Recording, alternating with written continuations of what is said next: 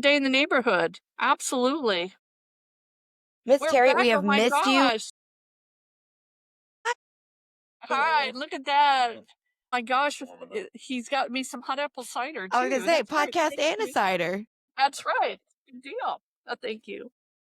Well, it's been so I the last episode I did, I kind of gave an update so everyone kind of knows that you're done with the surgery and that you're very, very uncomplicated with the recovery. Just at the time, it was very painful. So, how are you feeling? Well, I'm doing better. For the first time in 8 weeks, my hips are acting a little bit decent. I'm Yay! excited. I guess they know that I have another appointment on Friday. They're trying to act right. They're trying to behave, I They guess. saw what happened to the shoulder. They're like, we gotta Yeah. lock in. I am doing better. It's kind of funny to say this, but the other problems that I discovered with sciatica and all that fun stuff actually helped take my mind away from the real problem, which was the shoulder replacement. I don't know if that's good or bad. That sounds horrible. So for the good, the bad, and the ugly, now I can get to back to the pain of that. God. So what does that feel like? Like I'm curious because as you know, I've had surgeries, but never the worst thing I ever had was that bone graft in my hip, which is different Well, because you have this yeah. is rotary motion. Like, Well, the thing about it is because they did a lot of cutting. They had to cut the tendons, and they cut through the nerves, and which is why my hand is still a little tingly. So the recovery is a little bit longer in a way, but it's easier. Now I know that sounds strange, but I'm not even going to start physical therapy until 12 weeks, and so I can do this. See, I'm waving. Hello. But I and can't reach behind me, and I can't reach above my head, and I can't reach over my head. You know what I mean? so Like, it's kind of close. so it's like this. Oh, got you. So I'm making a lot of great You got the progress. John McCain. I'll tell you, I was walking around as if I was, either a zombie or something else. I don't know what it was for a while between the limping and the slow step and then leaning. But answering your question is just tight. It's a little numb still. It's going to take its time. I'm going to do home therapy so that I don't risk damaging it more because they did so much work. They don't want physical therapists messing with it right now. Hmm. And so we're just going to get there at whatever degree it needs to be, whatever Well, time. so maybe this if this is TMI, then we can cut it. But you and Brian have unlocked a new like relationship goals thing for me because I don't remember why I was over there. I don't think it was the surgery. It was before. It was like a week or so before. And I get over there and you're like, "Oh, you're early." We're like my husband just drew me a bath and you've got wine glasses ready. And like y'all just go take a like I want that in my life so much. And so that was just so cute. And then to just watch y'all as as he was it's I've enjoyed getting to know y'all a little bit more. I know that sounds weird because I know y'all, but I don't know. It was just very, very cute, and I love. And I understand. Thank you. That's very kind of you. And what I want to say to any of the listeners and any of the viewers, and then those that are listening to us, you've got to keep your relationship at the front of the line. Mm, It doesn't mean it's the only thing at the front of the line. It just means it's at the front of the line. mm, And when your relationship is at the front of the line, when you're with the right person, mhm, then everything kind of meshes together. It just mhm. makes sense. So no matter how much, I think the world of you and love you to pieces, I said that we're going to take a bath Yes. and then we'll be back. And I loved just like you were in the kitchen. Oh, we were cooking, and so you were finishing up something, and so in the interim of that, he must have gone drawn the bath, and then you're kind of just waiting for it to get manageable in temperature. So there's just something enchanting of like, yeah, we're cooking together, but like pause. I'm gonna go set this up, then come back and finish cooking with you, and then we're gonna get some wine, and then I just love that. Like to me, that's just cool. I love that. Now, for all of those people that are wondering if I do this with everybody, now if the UPS man comes to the door, I'm not going to say, "Listen, I'm drawing a bath. You're going to have to bring this later." But your family, and so it was more like, "Okay, we'll see you in a little bit, my dear." And there was something a little bit more I don't know, like, I don't know if it's sacred is the word, but it was so funny because I don't know if you remember this, but then either I wake up, um, Taylor or he comes in the room, something happens. So we just start gabbing and he's distracted because he's kind of fiending for tobacco. And he kept just saying like, I'm gonna ask Brian for his tobacco when he gets out. And so there was something almost of like that y'all were in your own world and inaccessible. Right. And I'm excited to see y'all. But he's over here like, I really want to focus on this conversation, but I can't do that until Brian gets out. So it just felt like, I don't know if there was ever a time where I think that's an important thing.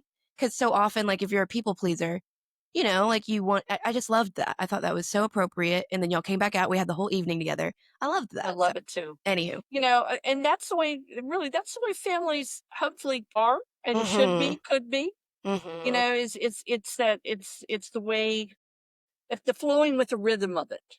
Mm. And seeing it as being worthy of your time, seeing it as being loving and just it gets a little messy sometimes, right? Of It gets a little course. messy. And that's what makes family really, really come together is being able to kind of pause when you need to pause, being able to, come back into this in the arena just like you'd never left. Mhm. And that's a solid ground. So thank you for bringing that up. I like that. That makes me happy too. Good. Well, I've been meaning I kinda had that thought the other day, and I was like, "I need to tell her." And, I was asking one of my bartender new coworkers, we were kinda really dead yesterday, and, I feel he has a very philosophical soul, Mhm. and I think that he finds this existence a little jarring.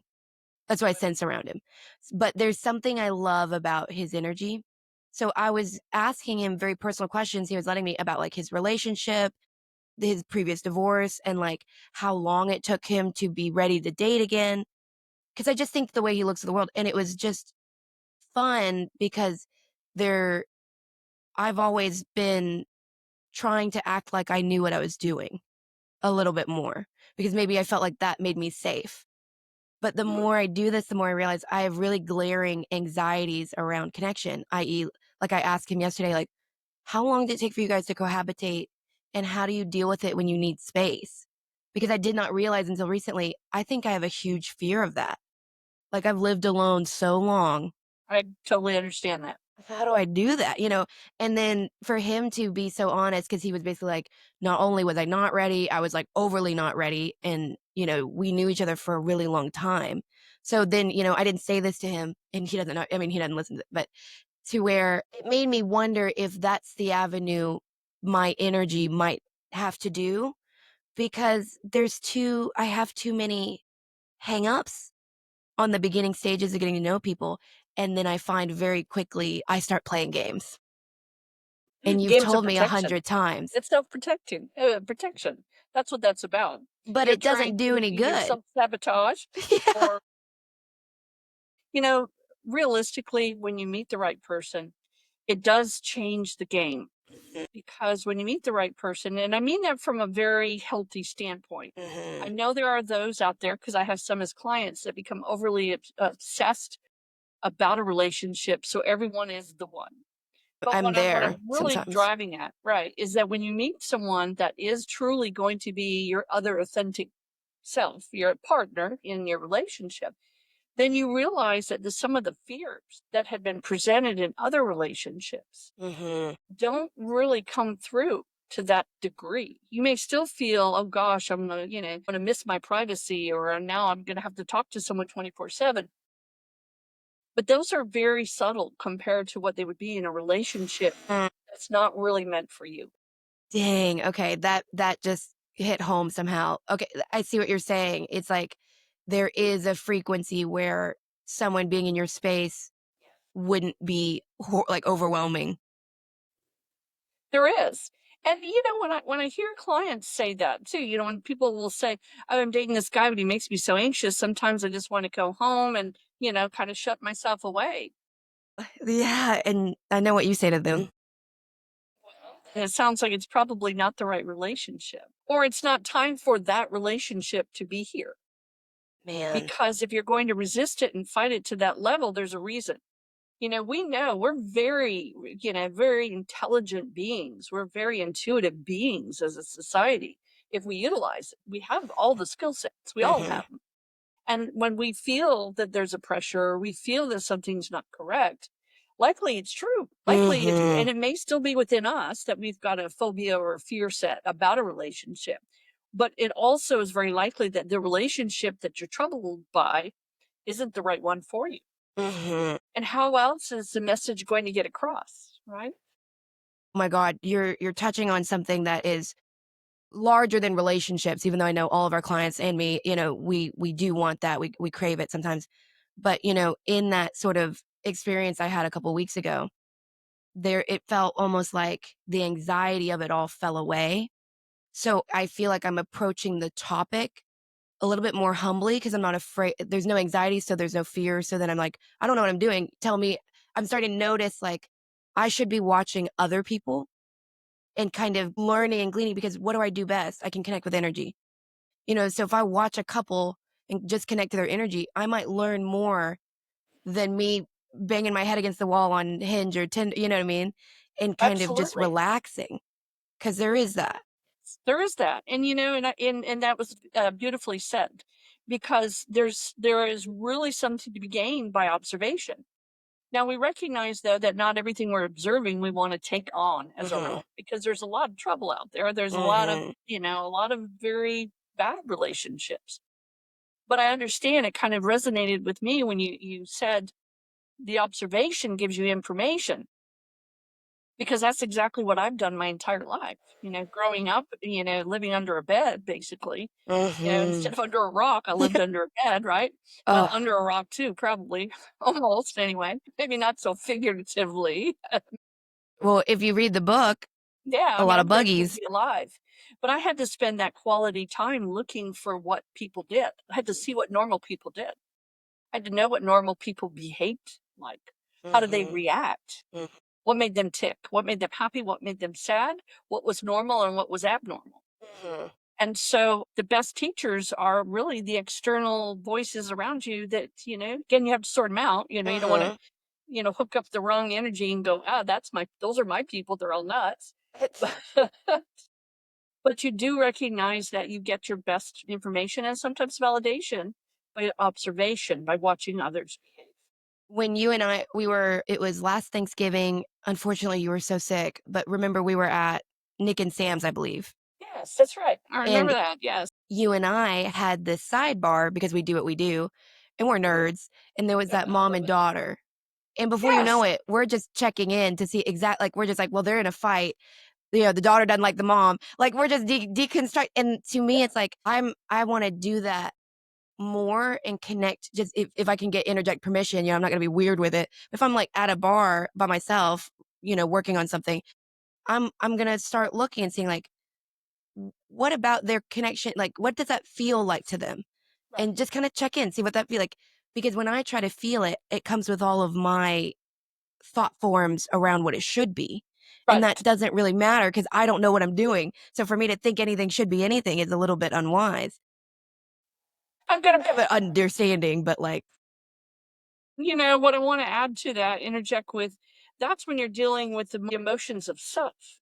You're very accurate when you're dealing with other people's emotions. When it's mm-hmm. an external force, you've got the A+ on that, right? Yes. Because intuitively you're connected to the answers. Mm-hmm. Just from, I don't even want to say experience, you just know. It's a knowingness that we have when we do this for a living, when we perfect it to the level we can. I mean, nothing is a perfect, uh, mix. But what you're experiencing is something of what we call the self-doubt. Mm-hmm. It's, I can handle everybody else's problems, great. But when it comes and it gets back to me, then I get a little anxious, and I understand that because I do too. That anxious on, is this good? Is this bad? Is this right? Is this wrong? Mm-hmm. And maybe even to some degree with the pressure that I have on certain things, like I've just been significantly ever since what happened practicing and I don't know how it changed, but I truly do believe this. It's like I say I would like a healthy relationship. I say that I would like friends who match me in ambition and drive and love. Like, and then I'm kind of coming to realize I just have to keep saying that to the universe and then keep moving. Because Yes. so for me to kind of be looking at these little sectors of my life, it's not a frantic thing anymore. It almost just feels like I have time, I was having a pity party last week because I was working the two jobs and scheduling's still kind of weird for me. And Right. I keep getting anxious. I'm going to miss a job. Right. or I'm going to miss my class because that's every other Wednesday, you know? So it's just like everything's a schedule now. A lot of balls in the air. Yep. A lot of things to do. But then, you know, and I know you relate to this because I kept feeling disembodied in time. And I knew it was meant to be that way because I was integrating the understanding of like maybe time doesn't work the way I think it does. So then the next thing I started to feel was this, like, you know, the old me, the pitiful me, which is like, oh my God, you know, I kept saying in my head, I'm just disembodied. I'm so dramatic. I was like, I'm disembodied in time. And I just feel like I live to show up on time. And I was kind of feeling that. And then I was getting a little bit anxious because I was thinking, well, this can't be all it is. So then finally, after a couple of days, I got directed or I learned that it was like, no, no, no. You remember how like you've done this badly before? You've always overworked. Well, like now you look at you, you're managing the schedule. So now you have free time. What are you going to do about the free time? What do I need? Like the schedule's fine. I'm making all my appointments. So then that was a relieving thing too of like, oh shit, like I've got all my clients and they're scheduled. I've got my classes and they're scheduled. My 2 jobs are scheduled. I think I'm going to be okay with that schedule. Exactly. And there is free time. Not a lot, but I don't like a lot of free time. So the part I Exactly. do, And that makes sense. And you know, I know I'm a little bit of a wiggle worm today, but no, you're good. Well, you, to just get situated. I understand exactly what you're saying. You know, I chuckle to myself with my own experience of that, that for all of my life, it seems like I've always had to either have the right uniform or the right bag. You know, it's like, am I taking the bag that I go to work with? Am I taking the bag that I teach with? Am I taking the yes, bag that I do this class with versus that class with? Am I taking my schedule? If that's it comes in, put it in a different bag. You know, and once upon a time, am I going to this job? I'm wearing a shirt that has an emblem on it, or am I going to that job where I need to be dressed up? yes. And cold sweats sometimes in the middle of the night, thinking I'm supposed to be at work and I don't Because know at where. some point we've pulled the wrong bag and gotten there and been totally screwed. Or we did miss a schedule. Like, so we are very busy. It's not crazy for us to really want to nail those things down because it's so costly to mess up. It is costly to mess it up and to mix it up. And you know, the thing about it is though, we do, and I love this. And you know, for those out there that are listening to us, you know, we're not looking for perfection. There's no such thing. We're just hoping to get by just like you are most days. But we realize there's a level of understanding and forgiveness when we end up somewhere where we're not where we feel our best. Mm-hmm. Now, I'm going to give you an example of that. And I'm not, you know, my ego is, hopefully my ego is somewhere on the ground here. I left it somewhere. You know, my first day back to my office, you know, I can't lift my arm, right? So I Mm-hmm. don't have the ability to really, and, you know, I have real thick, long hair, as everyone that Mm-hmm. knows me knows, right? I mean, I can't put it in a ponytail on my own because I can't reach up that way. Mm. And so I've had to kind of figure out new techniques, right, for this period of time, which is going Have to you last tried a me about clip? what? Well, you know, I yes and no. I've Mm. tried the clips and they hurt my hair. They hurt Yeah, my I head. know.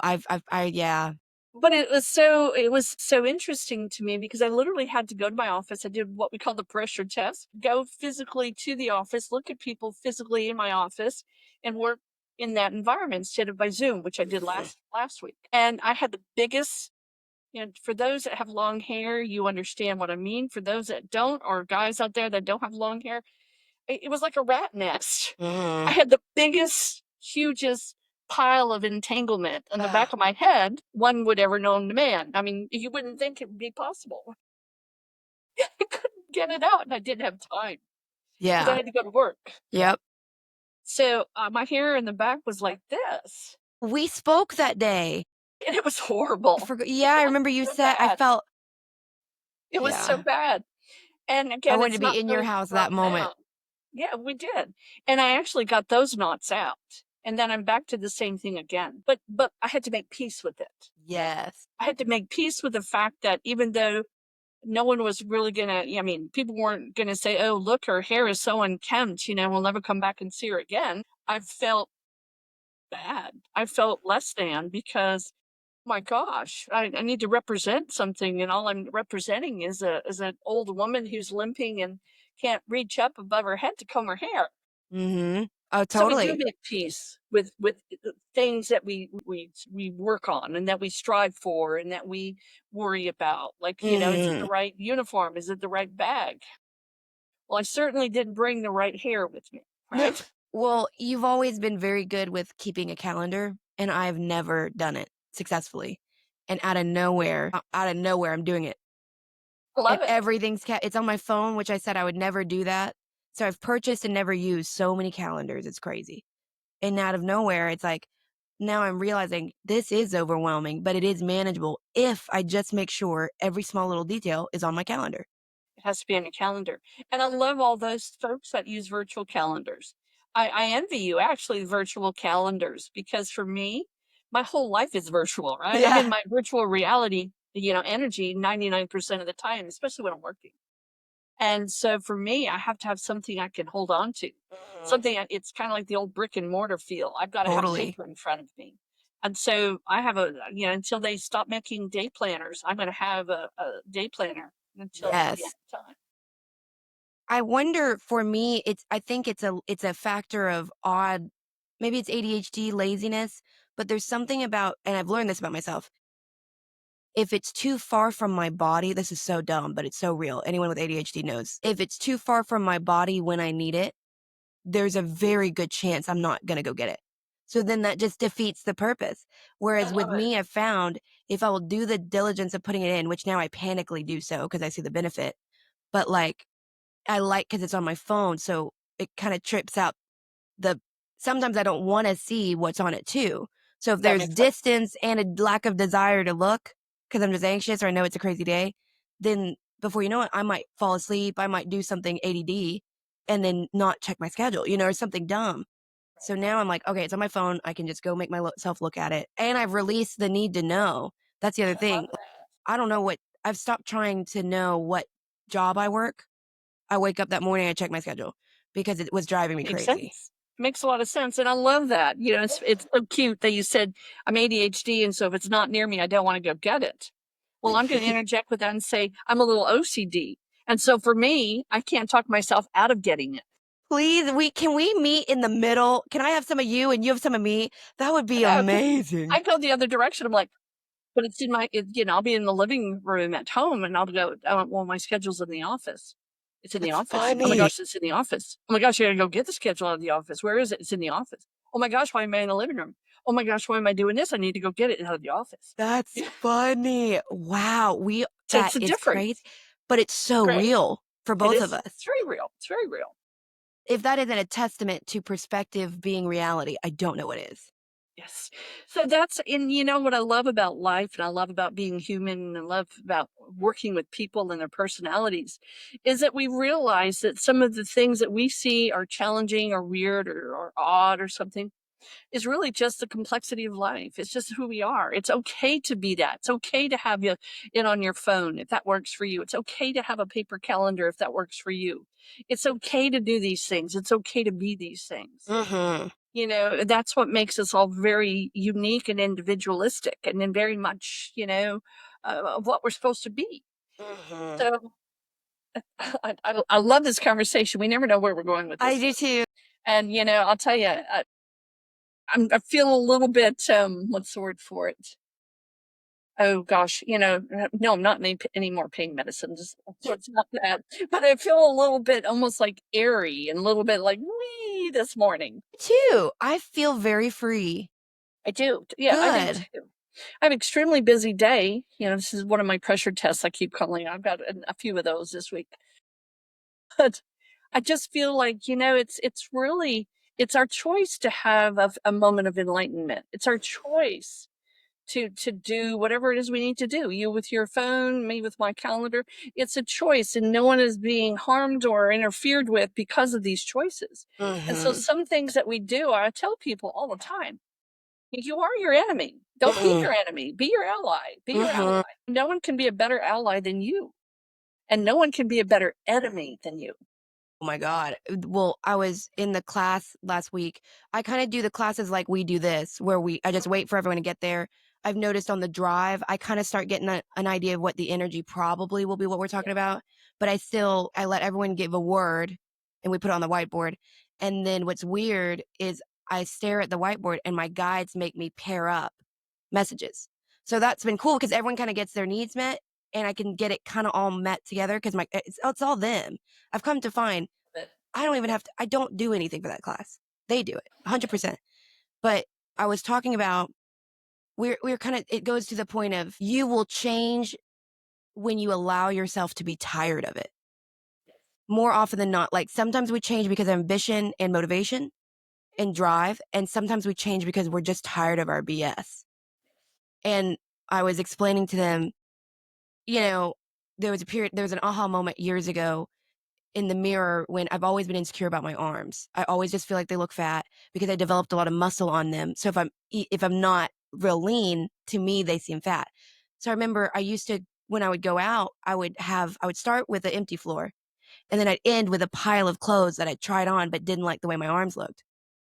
And you can only do that so many times because you have to rehang the clothes. Plus, you're frustrated for the hour and a half you're doing this BS. Right. And finally, there was this moment where I realized you can't change them right now. If you don't like this, that goes into the future. But you've got to release this weirdness around this because this is crazy. You're cleaning your closet out because you don't like, it's weird. It's too much. And I was like, what are we doing? And then that's how now I don't even see my arms in the mirror anymore because I presume they're going to be fine. And if they're not, then I'm probably in the gym already. I don't know what else to say about it, you know? And again, what's really cool about that is that you had the authority to change, to either disregard or to modify or to correct. And I love that you made that decision that, hey, you know what? This isn't something that I can go and basically bring up and purge away, every day like this. I can't have a stack of clothes. I can't have all these things. And logically, it's flawed. Well, logically, it is flawed. And I get that. And I feel that, and I understand that. And, I've gone through things a little bit like that as I've gotten older. When I was your age, Stop it. but once upon a time, I would wear whatever I wanted. And if it meant I had 2 Band-Aids instead of a bra, then so be it. Because for whatever, 100%. Okay. And as I've gotten older and a little bit more of me, um, I realized that I'm a little bit more shy about that sort of behavior. Mm. That I'm a little bit more guarded. Mm-hmm. And what I recognized, and I've been better at it, is I've recognized I'm the master. I am at the ship's helm. I am the captain of my ship, Mm-hmm. my vessel. And if I haven't done anything yet to correct it, to modify it, then at least I have to curb the need to basically self-judge. Self-destroy, I just heard. Self-destroy. That doesn't mean that I don't feel those emotions. It simply means that I don't act on them as much. Yes. And that's where we get stuck. And women tend to do that. I don't want to say more, but I get more of the females telling me. Yes. I feel men do it the same, but they don't really want to talk about it. Oh, interesting. But when we take authority over the fact that we are, again, once more, the captain of the vessel, of the ship, then we realize that all we're doing is arguing with ourselves. Mm-hmm. And that's very counterproductive. Yeah. So okay, I hear you. So you're saying by the end of it all, if you really look at it, it's always you versus you. Because unless someone is in that room telling me my arms are fat, it's still me. Even if that's something from the past. That's a big. Oh, go ahead. I'm sorry to No. add one more step to that before we go further into that statement. It doesn't matter if someone's in the room or not. Good point. Thank you. Yep, you're right. Nope. Perfect point. It makes no difference. Thank you. Wow. Excellent, excellent If point. you have someone who's judging you that sharply or that harshly, right? They need to go. They need to go. Or there needs to be a decision made about it that their statements don't matter to that degree. Thank you for saying that because that's such a, it's something that like, I literally meant it when I said, if there's someone in the room like that was different. I meant it that was different. And you're so right. It's so not. That's so funny. It's just harder. We'll totally own that. It's a lot harder. It is harder. But yeah, no, you're so right. It's like, even if somebody is literally gunning for you, you don't really, you have no responsibility to have a response to that necessarily. Certainly not one that makes you feel bad about yourself. Exactly. Just Man. choose to be kind to yourself as well as others. It says be nice to everybody else. That's great. And that's fine and dandy. And I know somewhere it's written in some important paper, we'll call it that. Be kind to others, right? Be good to others. But there's also a little bit of a point of be kind to yourself. Because if you're self-sabotaging everything you're about, you're probably hypercritical about other people too. Oh man. I heard that the other day. This podcaster or this comedian was talking about how this one guy has really critical comedy. But then this other guy said, yeah, but he's pretty critical about himself. And I thought that was a unique. Of course, that would be the case, as within, so without, right? Exactly. Dang. Again, we recognize, and including ourselves in this mix, that change doesn't come overnight. It doesn't happen overnight. You may know intellectually that something you're doing isn't correct, but the realism is you're going to keep doing it until you're ready to not. Mhm. And we just, part of my job is, and I know part of your job is to help people to see that, listen, when you're done with this, which you can be, you need to correct it.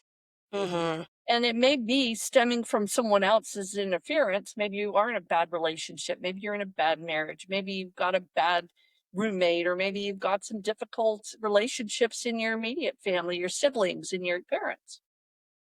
But you're the only one that can really create a different impression of that. Mhm. And that's powerful if you think about it. Most people spend their entire life hoping and praying that other people change Yeah, and and trying to force it and sometimes trying to force in the it. bad faith But the actors sometimes. Exactly, but the realism is that can't be. That's just a lot of disappointment. My gosh, I wouldn't want to have that type of disappointment. I want to be able to do something different in me, and create me, rather than trying to figure out and finagle a way to manipulate someone else. There's been a profound feeling lately around the idea that's so selfish, but also so only my business, where it's kind of like, I just want to have a good life. I don't need it to have kids. I don't need it to have a partner necessarily. But what I do need, I think, is real connection and the ability to serve because I'm happiest with that. And so then if I know what I need without a bunch of extra labels, I need this man to look like this. I need my kids to be like this. If I just know this is what I want a good life. I need to maintain integrity because I've let that go before. Like there's things that I need to maintain. I truly do feel you're going to not age yourself at the same rate as if you are spending all of your time in the past or the present. Because I think it's something a little bit like astral travel. I think we create time. And so when I sit here and I think about the future and I spend 4 hours not in the moment, not living, but Right. having to recreate time here and also time there, I think it's an exhausting thing for the body, just like it's exhausting to go live in the past. So if people don't want to age as much energetically, this is like the physics of metaphysics. I don't really think it helps us to do that. We have to create that energy. We have to sustain the vision of that. We So on do. top of, well, that's kind of why manifesting is a thing. Hmm. That's a little different. But like, all I'm saying is, everyone wants to be young. Right. Quit creating extra time for your energy to go live in because it's going to age you. It will age you. That's exactly right. It's a form of stress, and stress ages us. It just does. Some more than others. Looking at myself going, "Oh gosh."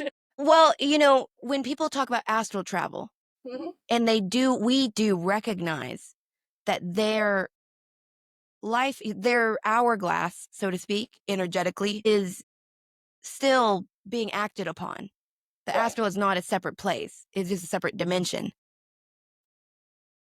It almost feels like, because this is something I keep feeling strongly about, and that's one of the reasons I've stopped doing it as much, because I think there might actually be a literal cost, is that it's like what they kind of showed me is just like windows on a a computer, and once you have too many tabs, everything slows down and it gets really Right. like, that's what your energy is doing when you're constantly living in the future and constantly living in the past. That's exactly right. There's Okay, good. something about I being wasn't okay. I'm present-minded. glad. Okay, I didn't know if that was just something I was being like, if that was, it I felt right. No, I love it. I absolutely love it because it's something that when like the Wellness Expo, that's coming up this weekend, and one of the talks that I give on Saturdays is about that same type of way. When we get so caught up in our thoughts of the past and the present, we're not living in the now. And the now is where we are. Now the physical body, you dragged it to the now, you gotta have to do something with it. And now is where we can act. It's the only Now place is we where can right. act. Exactly. And so it helps people because people don't wanna they just don't want to hear us say, listen, okay, you're living this life today, so live today. They're like, yeah, yeah, whatever that means, forget it. But if you give them a task and you say, listen, take 5-10 minutes every day of the week and do something you weren't going to do. Do something positively. Mhm. Okay. Do something positive. Don't go rob a bank. Okay. We're not talking about your life on that level. Yeah, Okay. yeah. Do something positive that you wouldn't have done. And the reason why we do that is not only for fulfillment, it's to get you grounded. It's to get you back into where you are in the moment. Mhm. And that's really what is necessary because as humans we tend to stuff things. It didn't work out, we stuff it, we have an emotion, but we don't finish the emotion and lay it to rest. We tend to have the emotion, deal with the emotion, and then put it down so that later we can regurgitate it and deal with it even further, which is a real unhealthy thing to If we do. even do that.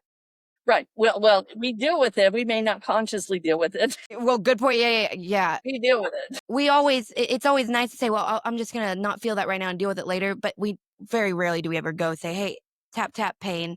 Let's go have a chat. Let's go No. have a chat. We don't do that. But if we take and we commit to even just 5 or 10 minutes a day of doing something that we wouldn't have done, what it does is it gets us out of that habit. It Mhm. gets us out of the momentum of the past, the momentum of even the worries of the future, because it makes you be present. They're Mhm. 10 minutes coloring a picture. People go, what do I do? Which is so much our society, right? Yes. We're so hurry, get going, right? And even for those that are not the hurry, get going, then there's those that, that channel surf and they never leave the TV side. Yeah. So they still have the same kind of insecurities about, well, what else is there? What else do I do? Mhm. Because they haven't found that. So just Yes. adding 10 minutes a day, and I say, and people will ask me, well, what are you talking about? What would I do in that time? Go for a walk, go to the mailbox, and then go back to the mailbox just for the heck of it. You just got in another, 50 steps or so, 100 steps. Go look at the squirrels. What do they look like? What color are they? Look, there's 3 crows. Is there a 4th one? Go look. So what you're doing is you're stepping into the moment's energy. You're stepping into your power of the moment. Mhm. And when you do that, you learn to live more in the now. Now, we're always going to be the astral travelers. That's what we do for a living. We're Mhm. always going to be gone and doing our things and, not necessarily in the present mind, but we land eventually, right? Yes. But you did it best, and you showed me parts of that when I first got to know you, there were parts of like, I don't relate with the idea of a cruise. I didn't relate with the idea of like really nice dinners. And I didn't because I guess you're just sometimes in the mindset of like, well, that's a lot of, I don't know, it's all to serve you and it's resources. And in my head, all these things I don't want to do. I don't want to be overly selfish and I don't want to spend money and da da da. And then, to just be like, no, no, no, I work like a crazy person. So I go on 4 cruises every year because I want to.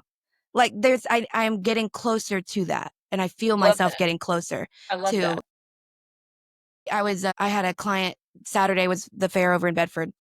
Mhm. And I was really, I was really trying to show her how to automatic write. I was trying to explain that it's not what she thought. And I was automatic writing and I got savaged, but I let myself because I wanted it to be a true connection and I wanted it to be a true message. But the message was of concerning the thing you and I have always talked about, which is I hate, what do I do with my free time? Like I'll agonize. And I got the meanest message, but it's so accurate. And then I've met it, I've thought about it now and I see the truth, but I always have one guide that's very aggressive because I respond well to that and very direct. And then when it gets too much, I have one guide that comes in, it's very, very sweet and very feminine. So this was definitely the masculine, but the message essentially was, it was 2 sentences. I can't remember exactly what they were, but this is tapping into a giant fear that you're not important. Because it's great. I knew it was greater than me just thinking I'm lazy, because I know I'm not. So then it had to be some bigger topic that the fear is hidden behind other things. And now I realize, if that's what's triggering, that makes more sense why I feel so panicky. Because then I'm like, when I was younger, it's like, if you're not really important or doing something of importance or whatever, you're very quick to become I used to call it the dog in the house. So one family member was always the dog in the house. And if you weren't doing good, all the time, you were.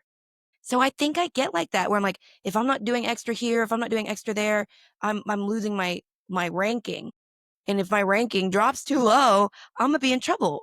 And we're gonna find a way to lose our privileges, and we're gonna find a way. So there was always this kind of rat race. Now I just bring that home with myself, and there's no need. No need. So it's been nice. And you know what's it's interesting about it, and I had this conversation with someone over the weekend at the office, was it doesn't matter how old we are. It doesn't matter how old we get. Those are very fresh moments. Those are thoughts that don't age. Those thoughts can follow us through our timeline. They can follow us to our end game. And we need to jump in and manage them. Again, being the captain of the ship. And I understand that. I truly understand what you're saying. And name them. I mean, I couldn't sit down with someone else in the room. I had to stand at attention. Oh, So I had to be always quick on my feet. And so I've taken that to adulthood. But what I've recognized, and I have to recognize it over and over too, okay? Again, it's not a one and done perfection, right? no. We had 18 years for this to be done. I know. Is that you're going to still have those emotions of, oh, am I less than? Or, oh, should I stand up? Or, oh, should I do this or that? Am I unsafe somehow? Right. But as you, I don't even want to call it's not about maturity. It's about timeline. It's about having the experience, repeating the experience, defining the experience, and working with the experience to tone it down. I still feel some of that.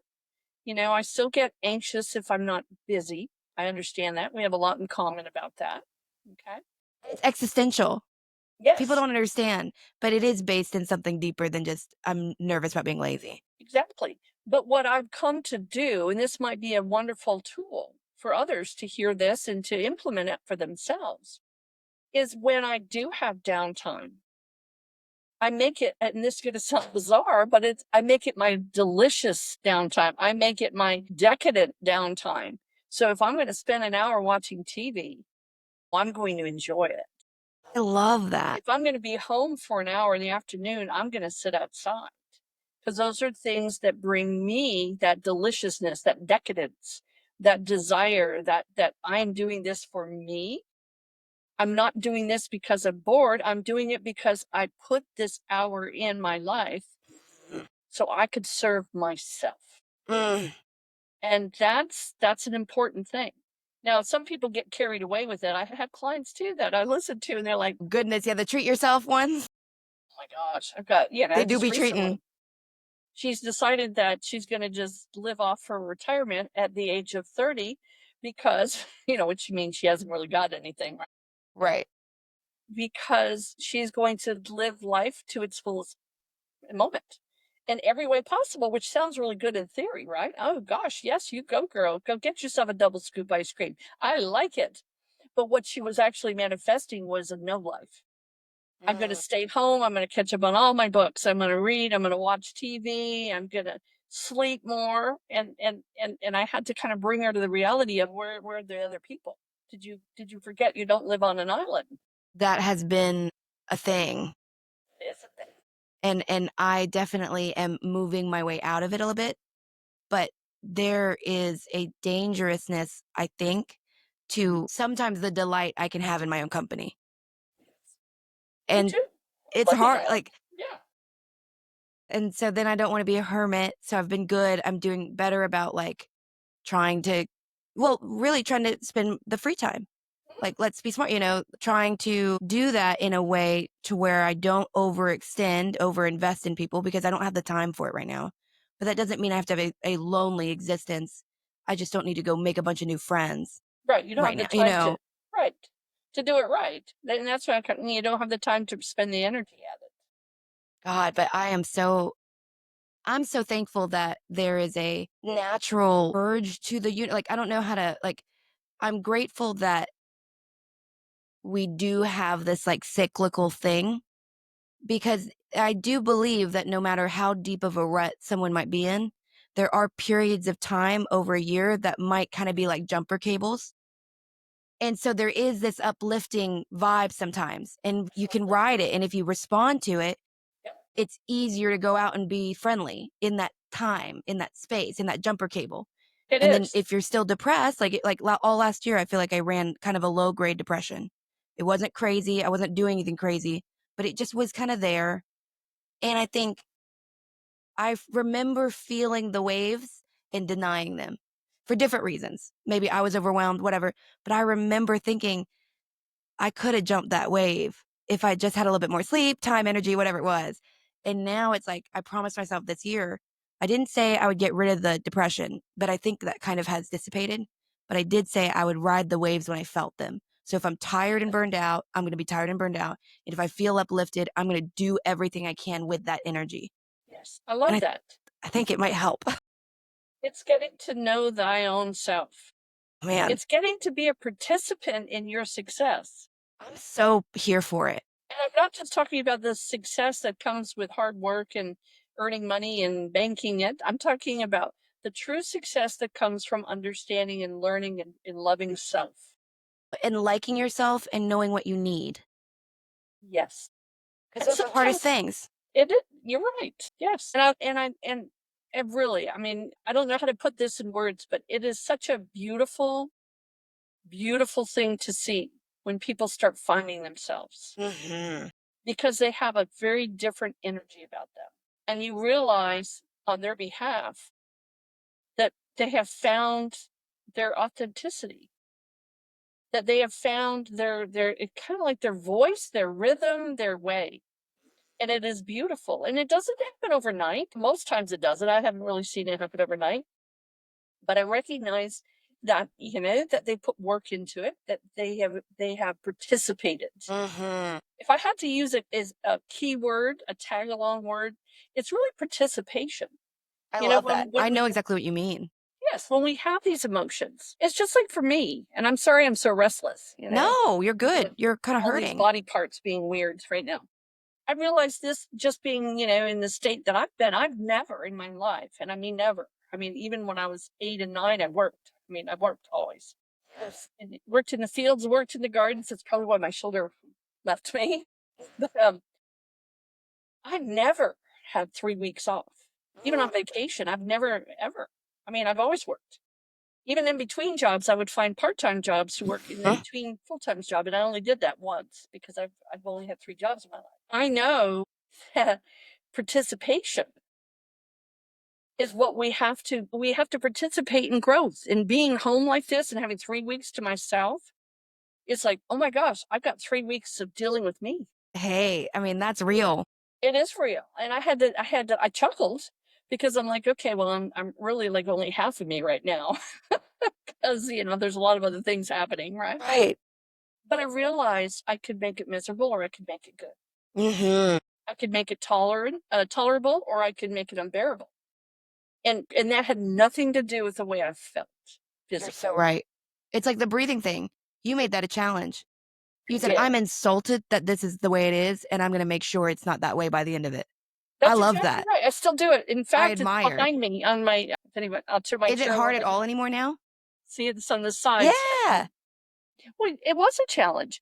And for those that are wondering what the heck that means, I hold my breath. So, and that's a lot of people that come from trauma have a tendency of shallow breathing when they're stressed. It's not good for you folks. You have to work against that. But I'm also a hyperactive soul, so I have a high pulse rate. But my oxygen levels were very low when I came out of surgery. And the anesthesiologist started basically getting on me. I liked her a lot. She got on me and she said, "This machine, you need to do better at it." And I'm like, "Okay, well, let's see." She goes, "You have to get to a certain level." And I brought it home, and you saw that because you were right there, and I was blowing, or breathing away from it, however they call that. And the thing wasn't rising very much. It was really ticking me off. But I knew I had authority over it. Mm-hmm. Not that I have authority over everything that, I didn't have so much authority on my shoulder falling apart. I participated, Right, right? right. I was a participant in that, I guess. Good point. But, Good point.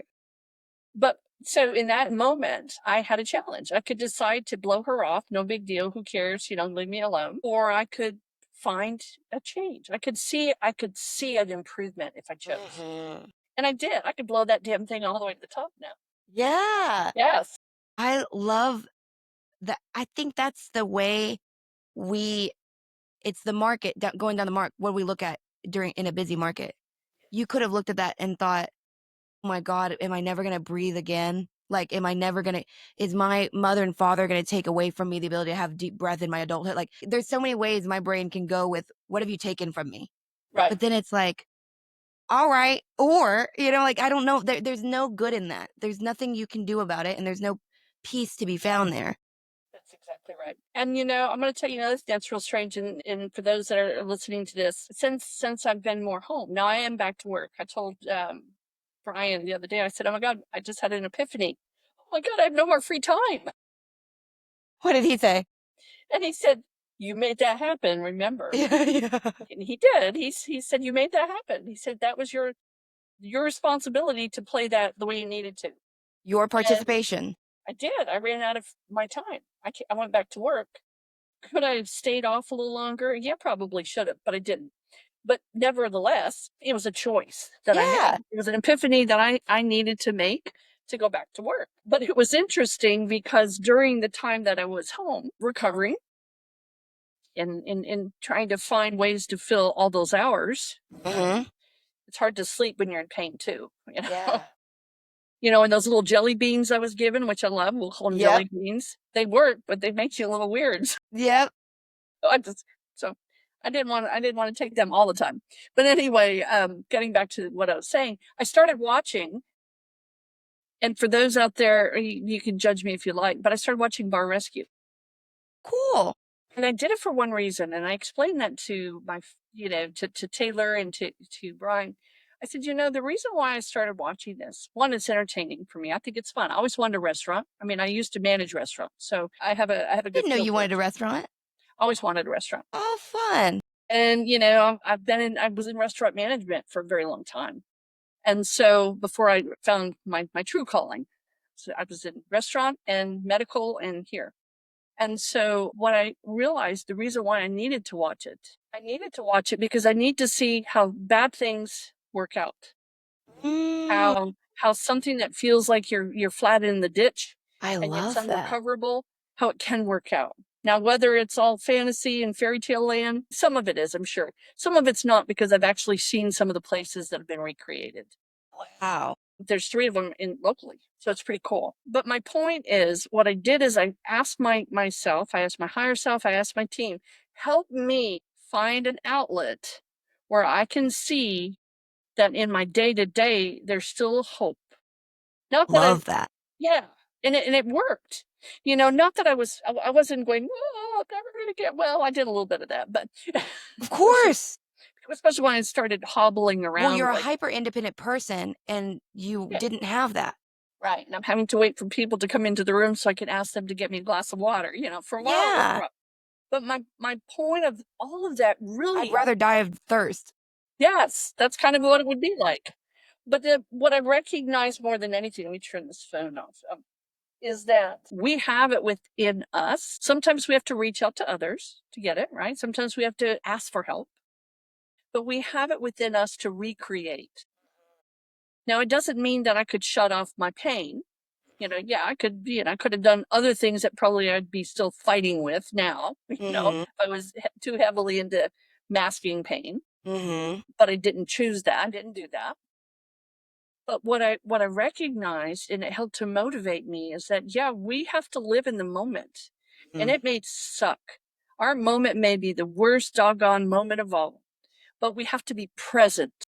We have to realize that this moment is going to be fleeting, even though it seems like it's forever.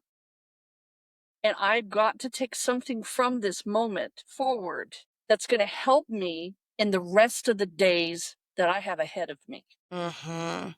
Okay? Because the Otherwise, circumstance isn't changing. yes.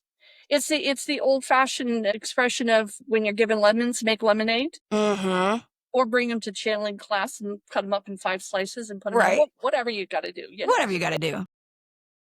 But my point is, and I truly feel this and I practice this, and that's why I did that. I watched Bar Rescue because I needed to know. Again, I reiterate to me that things that can go wrong, there's always going to be something going wrong. You know, I mean, we see it every day, right? We go outside and we have a flat tire and we've got to be somewhere in 20 minutes. We have life experiences, but we always need something that's going to calibrate us to the point that we know that it's going to improve. Mhm. It's Okay. that hope factor. It's hope Hope and faith. and hope and faith. And when those two things are not present, we stay in the ditch. Okay. And that it's just darker. The worldview is just darker. It's very dark. Yes. And, and again, I know it's a TV show. I mean, I love that. but I'm going to tell you, and again, I don't follow anybody when it comes to, I'm not a, I don't look for movie stars. I don't need autographs. I'm not that person for whatever reason. But the John who runs this, I watch his eyes and I watch his way, and he could be a real foul mouth, which is funny to me. I'm kind of like, Yes. whatever. Same. But the sincerity and the understanding that things can improve was sometimes with a helping hand. Well, you watched that show like you would take a prescribed medicine. I love that. 'Cause you And did I now how would conscious were you when did you pick it at random and then it made sense why you watched it, or did you say, "No, I need this feeling"? no, actually, I picked it at random That's right. I love see, that's crazy. I love that. I love. because we know intuitively the direction that we need to be in. Sometimes we don't always get the message clearly, but we do Yeah. get the message. Yes. And one thing I want to shout out to all my people, all our people, all the people we know that have chronic illness or chronic pain. If there's one thing I learned, and I truly mean this, I get you better. Not that my pain is going to be chronic, hopefully not. It could, I don't know. But I know, and I'm not dismissing the value of your chronic illness. I'm simply saying I get you, I understand you, feel you. And there is nothing more debilitating than feeling. And so for all, and I have it's making me emotional. I have dear clients that suffer all the time. And if it's one thing I got, was it more deep awareness and compassion. There are so many people out there that have struggles with their muscles, their backs, their joints, their arms, their head. I've got people with brain cancer. I've got people with tumors. I feel you. I don't want to live in that world because otherwise I'd be crying all the time, right? Right. But you're real. Mhm. And I want you to know that. Well, and there is it's in our energy. You and I, we have very strong personalities, and we have very much like you can just bust through the wall. Why aren't you? Sometimes, and I think like Yep. I'm I'm so glad that your recovery has been uncomplicated to a degree from the perspective of my biggest fear after all that was over was like, what if the surgery didn't. And so even just seeing you moving your hand makes me so happy. We go through life experiences and they're not always going to be, puppy dogs and kitty cats, right? No. They're going to be rough patches. And I didn't want to go through this rough patch. I waited 5 years to go through it. But sometimes we don't even have that luxury. Sometimes we're in a situation where we got to go get it done and go get it healed and go get it handled. Mhm. But my dear, it is such an important thing to always remember that there are those that have chronic pain every day of the week and they live with it. I was with one yesterday, one of my dearest clients, very much. I had one the day before that. Their way of life is challenged. They try hard to stay positive, but their way of life is challenged. And it's so easy. And the reason why I also want, not just for those to give a shout out to say, I'm on your side for the chronic illnesses, but for the loved ones that are around the people with the chronic illnesses. Don't give up on them. They're real. They don't know how to be better. They don't know how to manage it. And I know sometimes it becomes very nonplussed to some of their family members. I hear that. Everyone's given up on me because I think I'm imagining it or I'm making it up. And that is also a subset of what I have in my business world, are those individuals dealing with crises that are long term that they can't seem to step away from, physical crises. I just wanted to give you a shout out. I believe in you and I feel for you. I think that's very beautiful, and I'm grateful that you were able to maintain, honestly, like a very, very high vibration through something that's just horrible. There's just no fun about any of it. And the reliance on others, the feeling of it, I'm very Yeah, grateful. the rat's The nest. rat's nest and all, man, it's all there. It's all getting better. But But you're I'm not and gonna again, overdo it this week, right? no, I'm gonna definitely overdo it. Yeah, for sure. We already know. I have a big event this weekend and I have a You said 80-hour work 10-hour week. day tomorrow. I'm back. Not bad. I've got a long day today, 10-hour day tomorrow, and then I've got other clients for the rest of the week. This weekend's gonna kick my hiney. Come see me at the Wellness I was gonna Expo. I'm say, plug excited. what's your classes this week? What do you do? What are you up to? This week I have Tuesday at the center. It's going to be the Circles of Light. It's a I'm mediumship gonna be room. there. Excellent. I'm planning on being there too. That's a great Well, thing. I'll see you there. I'll send you a cheer. Look at us. And What yeah, time is it? it is at 7:00. Okay, cool. And I'm really excited about it. I've been doing, I call it pressure tests. I'm saying that lovingly. That's kind of the term that I heard on my new favorite show. I love that you watched that. It's just, again, it's hope. It's about hope. I don't look at it Yeah. as being entertainment. I look for the deeper messages. Even it's entertaining too. Don't get me wrong. I've been Right. What makes me want to? I I mean, that's my life right now. it's good So stuff. I I love it. love that you watched that. That's I fun. love it. I love it. I love it. But the class tomorrow night is going to be exciting. I'm very thrilled about it. My classes are resuming as far as my psychic development classes. I'm going to be doing that for a while more. I also want to say for anyone, and I'm going to put it on my website so you have this as well. Yes, I'm looking for a new office. I will be finding a new office. Don't worry, I'm not disappearing. I'm not gone. I'm going to still resume classes. We may just be having them in a different place than you're familiar with. My role is to make sure that I keep moving forward. And when I'm Always. moving forward, hopefully you're coming along with me. Always. Let's just, let's just kind of look for the sunshine. Let's look for the opportunity. I'll keep you posted. It'll be on the website. Plus a lot of you, I'll give you a shout out here and I'll give you a shout out when I'm seeing you. But don't worry. Things are all going to normalize wherever that office is. Yes. By probably about July. And then you have the Wellness Expo. Yes. Saturday and Sunday. That's right. See, I'm a little scattered with that. No, you're See, good. I've lost my train of thought. Oh Well, my you're gosh. Look perfect. at those jelly You're beans. busy. Listen, you got a lot going on. I don't have my paper calendar in front of me. But It's this weekend, it's at the office. Saturday, I have a class on basically if the world is made of quartz. It's not a class, it's a 20-minute, 25-minute talk. It's about finding your groove, finding your 10 minutes, finding your 5 minutes even. It's meant to enhance and to provoke you to think better, think more enthusiastically. You have homework. You all have to wave at least 5 people to say hello to them before you leave. 5 strangers. So again, it's fun. We do a lot of fun things, and then I do full readings. If you need a reading, I have some openings Saturdays and Sundays. Come get me while I'm cheap. Yes. Exactly. It's $35 for 25 minutes. I raised my price because I've been busy. Inflation. I needed to by $5. Come see me. And then I do a gallery at the end of Sunday night so you can speak to your loved ones. So that's what I'm all about. Yay! So I'm What a excited. great week, man. A busy but great week. It's a busy week. It's a great week. Well, perfect. All And good. then we'll be back again next week. And then I have the Wednesday class, the Dark Nights of the Soul Anonymous, 7 to 9 at Miracles of Joy in Bedford. And you're This in Wednesday? Entelekea, right? Yes, In Richardson. in Very good. Richardson. And And you're then this Wednesday in Bedford. but yeah, I'll be here this Wednesday at Bedford. And then you're the Wellness Expo for anyone who's wanting to go. It is going to be in that like $10 entry or $5 entry. It's something. Believe it's like, I don't It's know. I low. thought it was like a $7 entry. No, It's I like really 7. Yeah, it's really that's a low. good And then, number. but it's at the Grapevine Convention Center Yes. on Main Street. So yay! Looking forward to seeing everyone.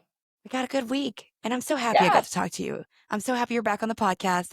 everything's back. Me too. Next time I Yay! promise you I'll wash my hair, get the rat dust out, and we'll be ready to rock. Well, that's what we need. We don't need your wisdom or your love. We need your hair washed. Well, that's what I was thinking too, At least that's what my husband keeps telling me. So we'll see. Well, I love you to pieces. I love you to pieces too, my dear. And for everyone out there, stay strong, stay beautiful, stay happy. And participate. And participate. It Can't could be raise the fun. bar unless you're participating in it. Thank you. I love you. We'll talk next week.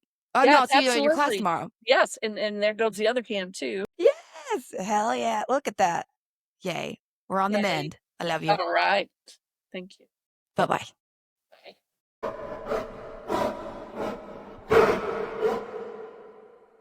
Bye.